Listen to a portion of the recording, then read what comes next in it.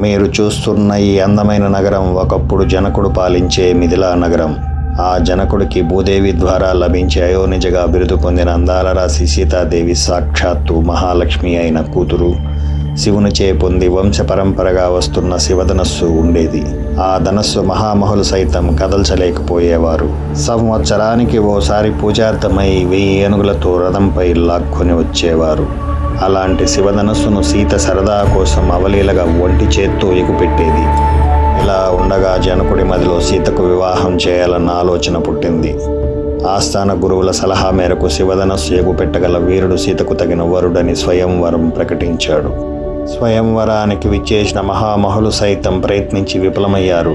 గురువు ఆజ్ఞ మేరకు రాముడు ఆ శివధనస్సును అవలీలగా ఎగుపెట్టి సంధించి సారించే ఆయన బలానికి పినాకమనబడే శివధనస్సు తునాతునకలైపోతుంది. స్వయంవరానికి విచ్చేసిన మహామహులతో పాటు జనకుడు సైతం ఆశ్చర్యపడిపోతాడు. సీత రామునికి ఆకర్షితురాలై తదేకంగా చూస్తూ సీత రాముడి మెడలో పూలహారం వేసి భర్తగా స్వీకరిస్తుంది.